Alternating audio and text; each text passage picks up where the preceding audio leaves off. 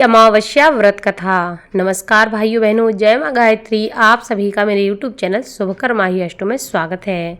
आज के इस वीडियो में सुनेंगे अमावस्या की व्रत कथा। इस कथा को सुनने मात्र से भगवान गौरी शंकर का आशीर्वाद हमेशा बना रहता है।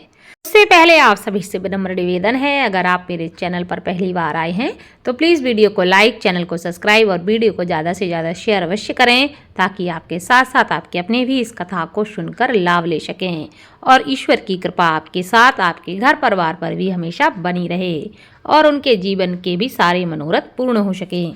अमावस्या के दिन मनुष्य को दान अवश्य करना चाहिए, क्योंकि अमावस्या पर दान स्नान का विशेष महत्व होता है। पौराणिक कथा के अनुसार एक नगर में गरीब ब्राह्मण का परिवार रहता था। उस परिवार में पति, पत्नी और उसकी एक पुत्री थी। समय गुजरने के साथ साथ पुत्री धीरे धीरे बड़ी होने लगी। वह कन्या सुंदर, संस्कारवान और गुणवान थी, लेकिन गरीब होने की वजह से उसकी शादी नहीं हो पा रही थी। एक दिन उस ब्राह्मण के घर एक साधु महाराज आए। कन्या ने साधु की खूब सेवा की।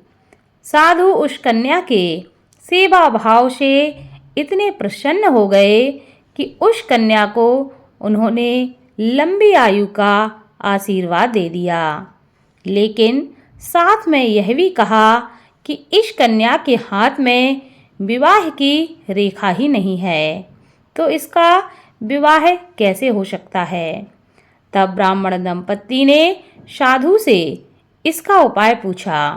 साधु महाराज ने कुछ देर सोचने के बाद अपनी अंतर्दृष्टि में ध्यान करके बताया कि यहाँ से कुछ ही दूरी पर एक गांव में सोना नाम की धोबिन महिला अपने बेटे और बहू के साथ रहती है, जो संस्कार संपन्न तथा पतिपरायण स्त्री है।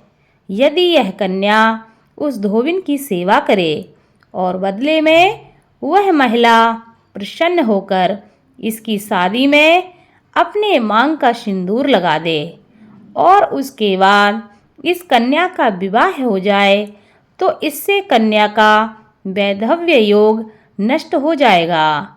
साधु ने ये भी बताया कि यह महिला कहीं भी आती जाती नहीं है। यह सुनकर वह ब्राह्मणी ने अपनी बेटी से धोबिन की सेवा करने के लिए कहा। अगले दिन से ही वह कन्या प्रातःकाल उठकर सोना धोबिन के घर पहुंचती है और वहां जाकर उसके घर की साफ सफाई और अन्य सारे कार्य करके अपने घर वापस लौटकर आ जाती है।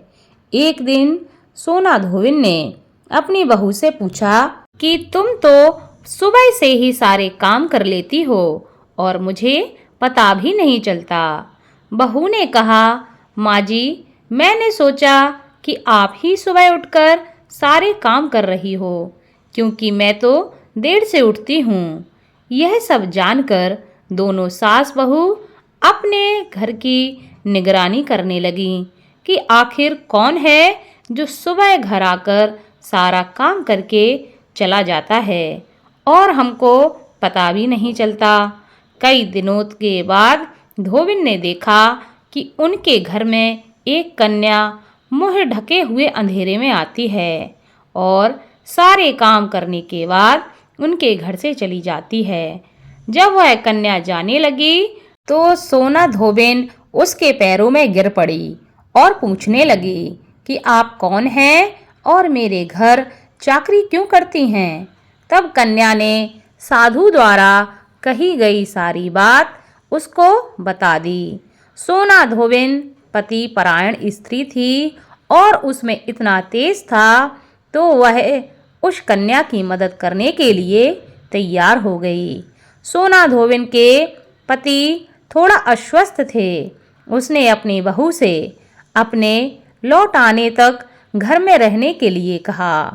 सोना धोबिन ने जैसे ही उस कन्या की मांग में अपना सिंदूर लगाया, सोना धोबिन का पति मर गया उसे इस बात का पता चल गया। सोना धोबिन उस दिन अपने घर से निराजल ही चल पड़ी थी, यह सोचकर कि रास्ते में उसे कहीं पीपल का पेड़ मिलेगा तो वह उसे भंवरी देकर और परिक्रमा करके ही जल ग्रहण करेगी। उस दिन अमावस्या थी। ब्राह्मण के घर से मिले हुए पकवान की जगह सोना धोबिन ने ईंट के टुकड़ों से 108 बार भंवरी देकर 108 बार पीपल के पेड़ की परिक्रमा की और उसके बाद ही जल ग्रहण किया। ऐसा करते ही उसका पति फिर से जिंदा हो गया। इसीलिए अमावस्या के दिन पीपल वृक्ष की महिलाएं परिक्रमा करती हैं, उनकी पूजा करती हैं, क्योंकि ऐसा करना शुभ माना जाता है। अमावस्या के दिन पीपल को जल देने से हमारे पितर जो हैं वह प्रसन्न होते हैं और कुंडली से पितृदोष समाप्ति भी होता है। शाम के समय अमावस्या के दिन पीपल के वृक्ष में तेल का दीपक अवश्य रखना चाहिए और उसकी लौ दक्षिण की दिशा की ओर होनी चाहिए। ऐसा करने से कुंडली में पितृदोष जैसी समस्याएं समाप्त होती हैं और हमारे पितृ प्रसन्न होते हैं और उनकी कृपा से जीवन में सुख समृद्धि और खुशहाली बनी रहती है। इसी के साथ अगहन माह अमावस्या की कथा संपन्न हुई। इस कथा को ज़्यादा से ज़्यादा शेयर करें ताकि आपके साथ आपके अपने भी इस कथा को सुनकर लाभ ले सकें। धन्यवाद।